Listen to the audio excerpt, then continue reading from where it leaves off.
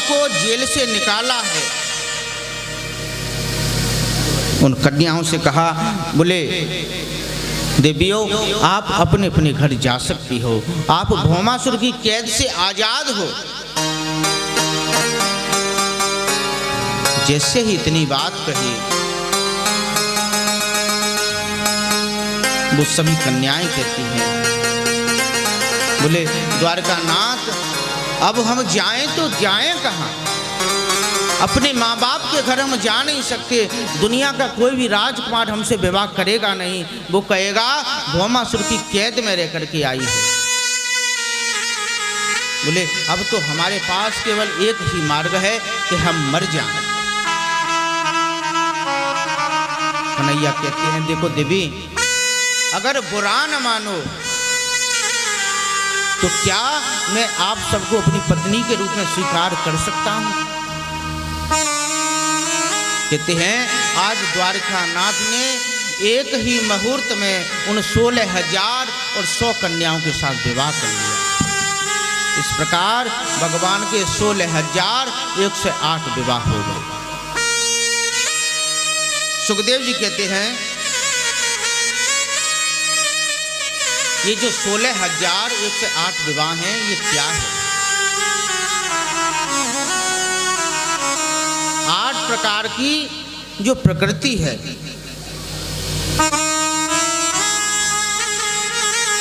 8 प्रकार की जो प्रकृति बनती है, ये 8 ही भगवान की पटरानियां हैं। 100 प्रकार के जो उपनिषद हैं वो ही इनकी धर्म पत्नियां हैं। बोले 16,000 देखो 3 ही कांड हैं, एक ज्ञान कांड, एक कर्म कांड और एक उपासना कांड। इस उपासना कांड में 16,000 मंत्र हैं। वो ही उपासना कांड के जो 16,000 मंत्र हैं वो ही कन्याएं थीं। उन्हीं के साथ भगवान ने विवाह किया। सुखदेव जी कहते हैं, बोले राजा परीक्षित केवल आप एक बात अपने मन में बिठा लो, जो प्रकृति के बस में है वो जीव है, और जो प्रकृति से परे है, प्रकृति जिसके बस में है वो परमात्मा है। हम और आप सभी प्रकृति के बस में हैं।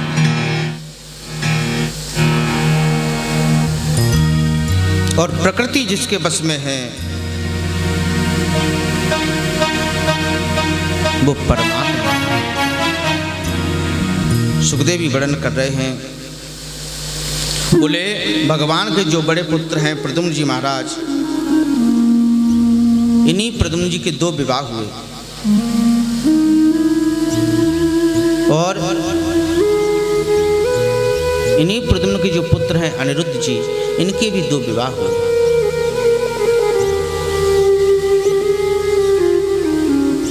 एक बात बहुत समझने की है, ये जो कृष्ण की जो पत्नियां हैं इनमें आपस में बहुत प्रेम है।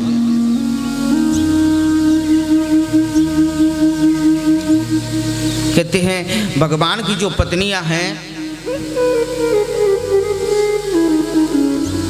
ये द्वारकानाथ से बारी बारी से रूठती हैं।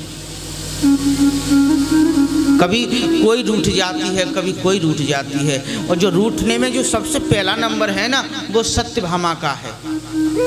सत्यभामा का क्यों है भाई? उसके घर से बहुत धन आता है भाई। जो कन्या अपने विवाह के समय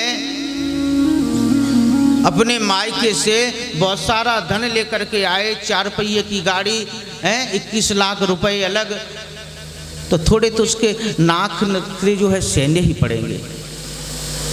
जो सत्यभामाएं ना, इनके पास जो मणि है वो 2 कुंटल सोना रोजाना प्रदान करती है। हाँ, द्वारकानाथ के खजाने में 80% शेयर केवल सत्यभामा का है। इसलिए सत्यभामा कन्हैया से बारी बारी से रूठती है। लेकिन द्वारकानाथ कहते हैं मैंने सबको रूठते हुए देखा है, लेकिन कभी रुक्मिणी को रूठते हुए नहीं देखा।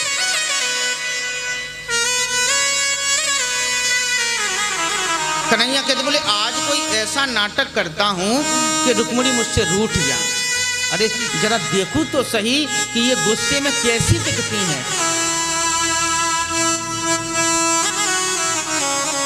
सुखदेव जी कहते हैं राजा परीक्षित देखो तो सही, ये भी कोई बात। लेकिन कृष्ण तो कृष्ण है, मन में आ गई तो आ गई, जो करना है वो करना है।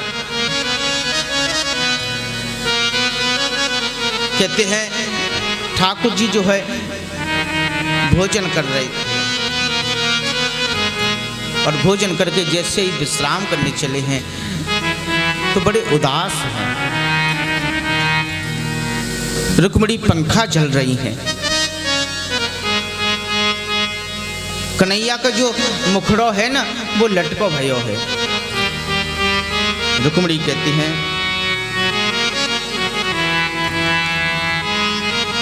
बोले महाराज क्या बात है, आज बहुत उदास दिखाई दे रहे हो। कन्हैया कहते हैं नहीं रुक्मिणी ऐसी कुछ बात नहीं। रुक्मिणी कहती बोले फिर क्या बात है, आपका जो ये जो मुखार बंद है ना ये इतना परेशान सा क्यों है, इतना लटका हुआ क्यों है, वो मुस्कुराहट कहाँ है। कन्हैया कहते बोले नहीं देवी ऐसी कुछ बात नहीं है।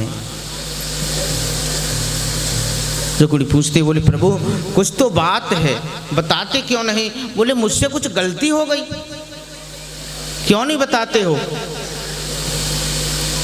कन्हैया कहते हैं बोले देखो आप बुरा मान जाओगे। रुक्मिणी कहती बोले प्रभु मैं क्यों बुरा मानूंगी। बोले मुझसे कोई गलती हुई। कन्हैया कहते हैं बोले तुमसे एक नहीं तुमसे तो बहुत गलतियां हुई। रुक्मिणी कहते बोले प्रभु बताओ तो सही कौन सी गलती हो गई। कन्हैया कहते हैं जो पहली तुमसे गलती हुई है ना, राजपुत्री सीता भूपैर लोकपाल विभूति बिहे महानुभाव श्रीमद रूपौदार्य बलोर्जितई। बोले जो पहली तुमसे गलती हुई है ना, पहली गलती तो तुमने ये कर दी कि मुझसे विवाह कर लिया। बोले तुम्हें तो बड़े बड़े राजकुमार पत्नी के रूप में चाहते थे, लेकिन फिर भी तुमने मुझसे विवाह कर लिया।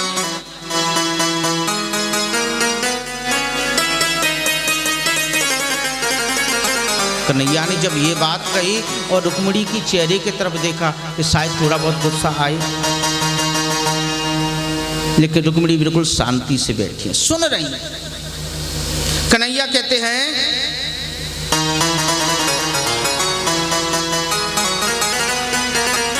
बोले कहीं रुक्मिणी तुम अगर ये सोच रही हो कि अजीब विवाह तो मैं तुमसे बिल्कुल नहीं करती, लेकिन इसलिए कर लिया कि तुम बहुत बड़े वीर हो, योद्धा हो। अरे रुक्मिणी तुमने यहां भी गलती कर दी। बोले मैं कोई पहलवान नहीं हूं, मैं कोई योद्धा नहीं हूं। राजव्यो बिव्यत सुप्रभो समुद्रम शरणम गतान। कन्हैया कहती हैं मेरे जैसा डरपोक राजा कोई दूसरा होगा ही नहीं। बोले सबसे जो है डर करके तो मैं यहाँ समुद्र की शरण में रहता हूँ। काहे का वीर, काहे का योद्धा, अगर योद्धा होता तो बीच मैदान में रहता। तुमने मुझसे डरपोक से विवाह कर लिया।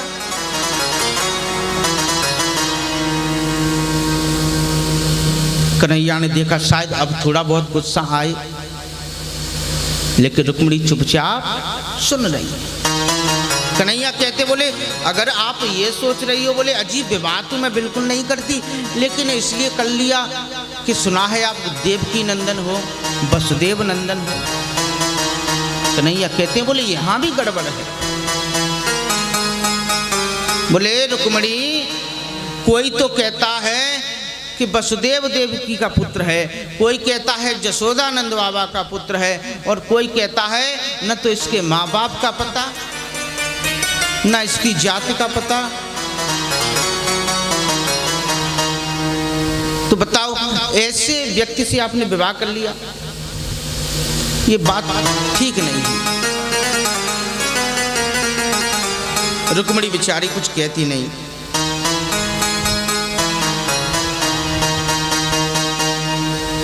कन्हैया कहते हैं बोले कहीं आप ये सोच रही हो, बोले विवाह तो मैं बिल्कुल नहीं करती, लेकिन इसलिए कर लिया कि तुम सुंदर बहुत हो।